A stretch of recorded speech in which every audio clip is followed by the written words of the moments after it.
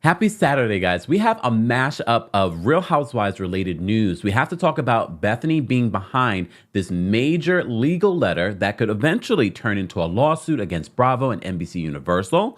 And apparently 50 other reality stars are joining her. We also have to talk about Nene Leakes' son, Bryson Bryant.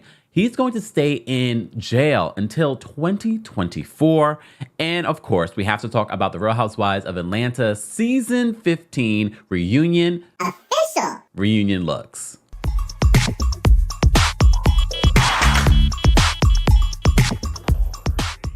Welcome back to the Kempire channel, your number one source for pop culture news and music, entertainment, reality TV, and so much more. As always, be sure to like this video, subscribe to the channel, and hit that notification bell so you never miss out on breaking news when we go live or when we upload.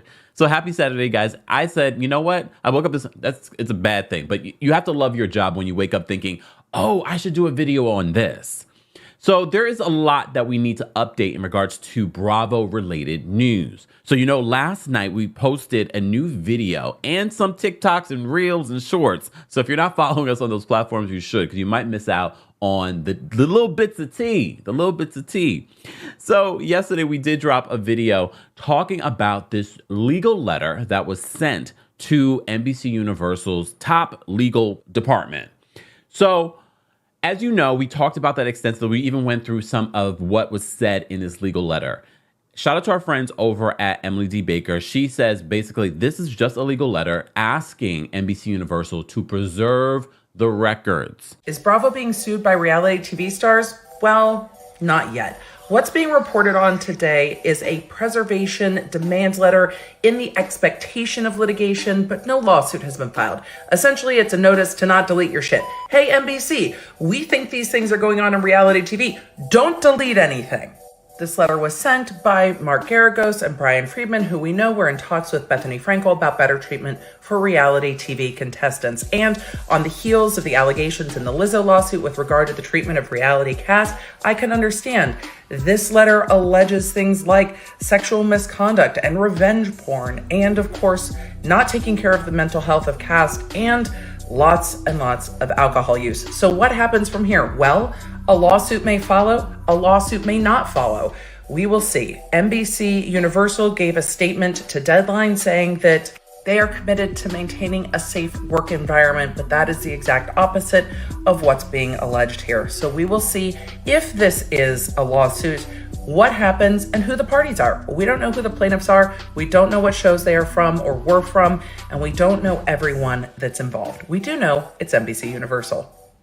So I did have a couple of questions. If you listen to my podcast, a new podcast on Kempire Radio just dropped last night. Again, if you're not subscribed, this is how you miss out. Because I did drop what Emily D. Baker said in regards to this. And she says, basically, it's just a legal letter. It could turn into a lawsuit, and it could also not turn into a lawsuit. What this letter is asking for is that they preserve the record. So I had a couple of questions. I'm going to have to reach out to Emily to answer them. So one of the questions that I had was, do they have to because you received this legal letter? I'm wondering, because I remember working in corporate America, specifically working for a law firm. I remember when there was a time when our emails would exist for a very long time. But I also remember when that policy changed. And I was thinking to myself, oh, this policy is changing so that there is no record, God forbid, of anything that might happen in the future that might be a liability for the law firm. I get it. A lot of companies have this, okay? So this is what they are asking. But at the time of when we recorded that original video, we did not know that this was the same conversation that Bethenny Frankel, former Real Housewives of New York, Bethenny Frankel, was involved. So we know that Bethenny has been on all the platforms talking about reality TV stars are not compensated the same way as actors and writers and things like that, and they should be. Well, now she's enlisted these high-powered attorneys. So according to Variety, they're confirming that Bethenny was the one that enlisted these attorneys. They said this: Bethenny Frankel has enlisted two of the most high-profile attorneys in Hollywood to help her self-proclaimed fight to help protect reality stars from what she says is exploitation by networks and studios. Power players Brian Friedman and Mark Garagos are now working alongside Frankel to investigate the treatment of reality stars. Friedman tells Variety that he has heard from roughly 50 reality show cast members from various docuseries and competition shows who believe that they were, quote, used and unfairly treated by television networks and streamers. And it's not just reality stars, they're also talking about crew members. Garagos said this, he says, something has to change because the current system is broken. Variety writes, it says, Frankel's quest comes amid the writers and actors strike that effectively shut down Hollywood. Reality TV can still be produced during the double strike, and most networks will be heavily relying on unscripted programming this fall. But Frankel, one of the most prominent personalities to come from Bravo's Real Housewives franchise, has taken a stance that reality stars should unionize to fight for their rights as well. Frankel said previously that just because you exploit young, doe-eyed talent desperate for the platform TV gives them, it doesn't mean you should. They don't know what they don't know. I was playing chess, but how do I help people who may not know the game? And a lot of you have said this in the comment section, and look, we understand. Yes, Nene Leakes was the first person to bring up these issues. She listed all of the things that have happened over the years, and we all have said, Nene Leakes is right. Everything she's writing in this discrimination lawsuit is right. But some of you, including myself, has said wrong messenger. What's her real intention? You also may know Nene confirmed in her recent interview with Carlos King that she's still in the middle of this whole situation. The lawsuit was dismissed, but they're in mediation, according to my sources. But you also may recall in that interview with Carlos, she said that she spoke to Bethenny recently. So I'm wondering, that's my other question for Emily D. Baker, if you're in the middle of mediation, she can technically, it's a free country, be in contact with these attorneys giving her experience. Will this mean that Nene will withdraw from mediation with NBC Universal? But a lot of you have also said this. Here I go twerking on a fence. No, I'm trying to give you both sides. It's not even really twerking on a fence. The other side of this, though, Nene says in this conversation whether or not she would return to the Real Housewives of Atlanta. She says, I would return for the fans. Why would you return to a platform that you feel is unjust, discriminatory, and abusive? I'm not returning. Look, I love you guys too, but I'm not returning to my corporate job if that's what you want me to do. I'm not saying my corporate job is abusive, but I'm just, you know what I mean? I'm not returning to that because you want me to do that. I'm not going to start recapping Love and Marriage Detroit because you want me to. No, I said no more. Hell no. No more. I didn't quit my corporate job to be the slave to something that I don't enjoy. Just saying. So that is what's happening now. I wanted to give you guys an update in regards to this because I thought it was necessary, and it is Real Housewives related. But we also understand where Nene's concerned, discrimination in the industry of Hollywood and why a white woman would be able to do what Bethenny's able to do versus a black woman. Is it wrong? Definitely. But will it change things for the future? What does this mean? What will Bravo and NBC Universal have to do? Will this turn into a lawsuit, a major class action? We shall see. We shall see. Moving on because we have a lot to cover, and we will talk more about Nene because I have some suspicions and a lot of you were suspicious as well. Let's talk about Nene, matter of fact. So Nene's son, Bryson, as you know, we covered this story in regards to Bryson being arrested for fentanyl possession and loitering and prowling, according to this. And he lied at the time and said that he was Brent, his younger brother, which eventually they found out and he was charged for that. And apparently Bryson was also on probation already. So the fact that he violated probation, this explains why, according to Radar Online, Bryson is going to be staying in jail until 2024. So they write this. It says, Nene Leakes' son, Bryson Bryant, won't be a free man until next year, even if his wealthy reality TV star mom wanted to bail him out. So Radar can reveal that Bryant, who's 33, wow, he's young, won't be eligible for release from county jail until January 3rd, 2024. That's a good ways away. They said a spokesperson in the sheriff's release office confirmed to Radar that Leakes' son is stuck behind bars for at least 152 days. Radar says they exclusively revealed that Leakes' oldest son was arrested on July 3rd and charged with felony possession of fentanyl and a misdemeanor for loitering and prowling. At the time of his arrest, Bryson claimed to be his younger brother, Brent Leakes, whom the Real Housewives of Atlanta shared with her late husband, Greg. His real identity was later confirmed, and he was hit with an additional charge of giving a false name, address, or birth date to a law enforcement officer. When they ran Bryant's name in the system, officers saw that Leakes' son was, quote, wanted for a probation violation in a separate case. So he had already violated probation. So this was just on top of that. So this explains why Bryson is going to be in jail for the next several weeks. Here's the thing. It's a catch-22 for me because according to Nene in this interview, she says that he has an addiction problem. This is not the first time that, he's had this issue. Should someone that has an addiction problem be in jail or should they be in a rehab facility? Nene says that John, you remember John, who she dated, and even Lamar Odom have offered to provide some help for Bryson in this situation because Lamar Odom has a rehab facility as well. So I don't know what's going to happen. I think maybe it's a good thing. I know someone in our comment section, when we posted the shorts on this, they said that, they have relatives that have gone through very similar addiction. And when their family members in jail, the family takes a sigh of relief because they know they're not on the streets. They know they're not getting into any trouble. So I wonder if Nene can relate to that. Speaking of Nene, so let's talk about the reunion look. So before we even talk about the reunion looks, I did find it interesting when we were talking about Nene, we were recapping the interview. I forgot who did. And look, we love to cite our sources, but I can't remember everything. But I am not trying to take full credit for this, but I wanted to add to this. A lot of you said that, isn't it interesting that Nene was wearing the same color as the other ladies for the theme of the Real Housewives of Atlanta reunion?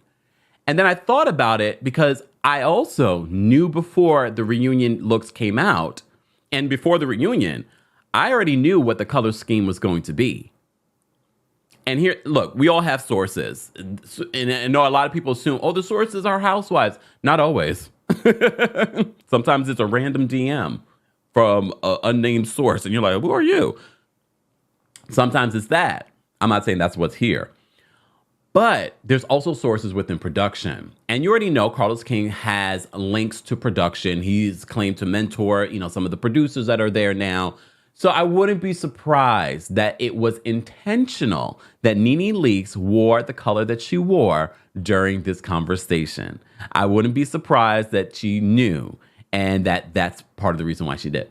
So should we put Nene Leakes' look up and decide how should we? I think Nene looked great. I have to say, whatever Nene has done, Nene has admitted to doing all the things, everything. She looks good. Hair, makeup looks good. The dress seems a little like something that you would wear in your boudoir if you were, filming in your boudoir. Not for OF, but you know what I mean.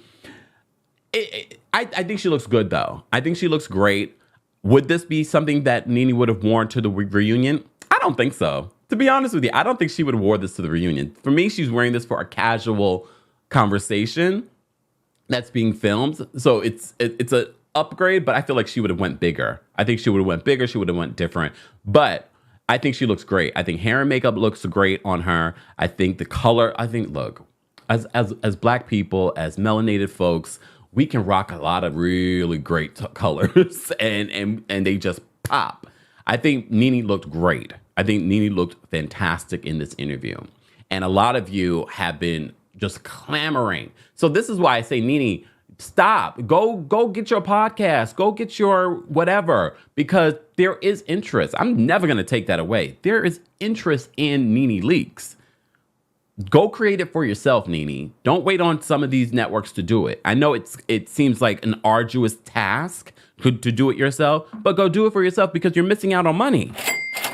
But I know you're rich. Okay, so as you know, the group photo, the reunion looks leaked online. Who did it? I don't care at this point. But we did get an early look, and at the time, Bravo did release their own little shade in regards to it. She's like, well, we're the only ones with the official photos.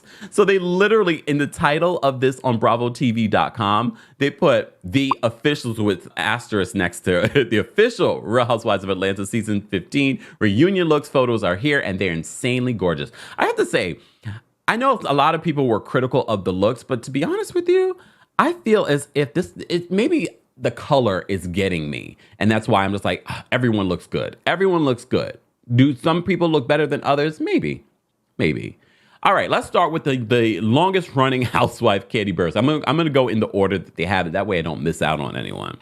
So according to this, we love to talk the reunion looks and the folks behind the scenes, okay? So dress, I'm gonna mess up this name. Matopita Altier is her dress. I'm about to say Nene. Kandi's look. I love Kandi's hair. Makeup looks great.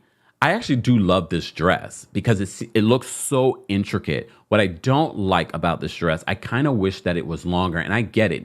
Kandi's a short person. She's a small person. So maybe that was the idea. And she wanted to show off her new shoes. Because I know she posted on social media, like she got these are Sophia Webster shoes, and apparently they're not available anywhere, and she has them. So I really do love the dress. I just wish even if it wasn't longer, if there was a train, and then the train comes off, and then this look can go to dinner. You know what I mean? I think she looks great though. If I had to rate this a look, and you guys will let me know in the chat and in the comment section how you would rate this look. Because hair and makeup looks great. Oh, wait, I didn't finish highlighting the people from behind the scenes. So her shoes are Sophia Webster. Her jewelry is Sorelli. Her hair was Jody Rowlands. Makeup was Lashante Pippins. Stylist was Jamie Sigler. Nails was Shantanita Howard. All right, if I had to rate Kandi's look, because I gave it a rating on social media, but after you sit with a thing and after you see the high quality photos, I'm going to say, and we always say this too, we have to see these dresses in motion, because when you start seeing them in motion, it's like, oh, it looks a little cheap. Remember the Potomac reunion looks? When we saw it in motion, it was like, damn, a lot of these looks look cheap, even though looks that we thought were really good in photos. Obviously, this is celebrating Portugal, because you can see the background. It's very Portugal-esque. I probably would rate this. I really do like the detail of this dress. I'm going to rate this a 9. I think this is a good look. And the only reason why I'm not giving it more, 8.5, 9. The only reason why I'm not giving it more is because of the cut of the dress. That's the only reason. All right. Marlo. And I saw other photos of Marlo, because Marlo did post other photos of different angles of the dress. This dress is giving remember I was talking about Nene and her boudoir? This is a boudoir dress. Marlo's hair and makeup look great. And I have to say shout out to Marlo. Look, not shout out to Marlo. And scene. No. But here's the thing, and that's why I feel like the fans get so in their stand-up, they can't ever say a good thing about someone that they don't like. And it's not that I don't like Marlo. I don't know Marlo to not like her. I don't like what she's doing on the show. I don't like what she's not bringing to the show. But Marlo looks great. I like this color on her. I do feel like she gets lost in this, but I think it's intentional. I think she wants to give that sort of like luxury, I don't care, you don't need to see my shape, but I'm going to show you a little leg in this photo. I like the color on her. When I look at the top, I'm like, I don't know. I don't hate this look. I don't love this look, but I do love the color. I do love her hair and makeup. The hair looks a little unkempt, just a little bit, but that might be intentional. I feel like that's what she's trying to go for here. I think she's trying to look like I just rolled out of the boudoir and I showed up at the reunion. I think that's the look she's giving. I don't mind this look. But because it's not my particular, I would like, especially for a reunion, and the hair is a little unkempt, but I think that's intentional. I'm going to give this an 8.5. I'm in a good mood today. Oh, I should bring my water bottle because look, I'm going along. I should have worn my color that matches them. Anyway, so let me celebrate. I already moved on to the rating and I didn't talk about who did what. So her dress is by George Abuka Haute Couture. Okay, it's couture. All right. Shoes are Giuseppe Zanotti. And for my pronunciation, I apologize. All right, calm down. Jewelry is Alexis Bitar. Hair is by Shardavia Smith. Makeup is by Tim Clark. Stylist is Paris Che. Isn't Paris her manager or something like that? Not a creative director. Justin Perry. Everybody got titles. Look. All right, Kenya Moore. So Kenya was the look that we got in the video at, Bravo's Clapback. So Kenya Moore. First of all, am I seeing Kenya's... Oh, wait a minute, Kenya. Now that this is why the high quality photos are worth it. Are we seeing Kenya's underwear in this? Oh, this is very revealing, Kenya. And you look great. All right, so dresses by Valdrin Sahiti. Shoes are Christian Louboutin. Hair is by Stitchy. Makeup is by George Miguel Aroni. Look, a lot of you did not like Kenya's blonde confessional this season. So we're getting hints of blonde here for this reunion look. Kenya looks snatched. This is giving very Vegas-esque. I love the color on her. Everything is popping, including the breast area, like the little peekaboo breast area. Everything is popping. Like I said, if you look closely, you can see a little bit of her underwear under there. But I like it. I like the sexy. She's like, I'm ready to play. I'm a single hot mama. I like this look on Kenya. Kenya has brought it the last couple of reunions. I'm trying to think about not last reunion, but the one before that, what she wore. But for the most part, Kenya really does bring it to reunions. I like this. To me, it was a risk, especially with when you're trying like the feathers and things like that. And I feel like the risk works. I'm going to give this a 9. I'm real generous with this stuff right now. I'm going to give this a 9. I like it. And she really does look snatched. And Kenya, okay, taking care of that self. All right, let's talk about, all right, I'm going to say the friend ofs to the end. Sonia Richards-Ross. Sonia is glowing. As you know, Sonia is pregnant. Congratulations, Sonia. I like this dress on her. I think her hair and makeup look amazing. Yes. I wonder if did her sister do her hair? Let me see. No, her sister didn't even do her hair. Uh-oh. And scene. Look, uh-oh. What happened there? Maybe her sister wasn't available. Maybe we will. I know the next episode of Real Housewives of Atlanta, we're going to see her sister and her have a conversation. So I'm surprised. Maybe the sister's just not doing that anymore. Who knows? Her hair looks amazing, though. Just saying. The dress looks good. It's still form-fitting, but, she's pregnant. I love it. I think she looks great. I'm looking at the accessories. It is giving very aquatic. It's giving Little Mermaid. Even the hair, the wavy hair. I like this. It is giving very mermaid. And I think that's what the theme of very aquatic. And of course, look, Little Mermaid's the biggest movie of this year besides Barbie, of course. So I'm sure maybe for the Real Housewives of Potomac reunion, it would be like pink probably this year.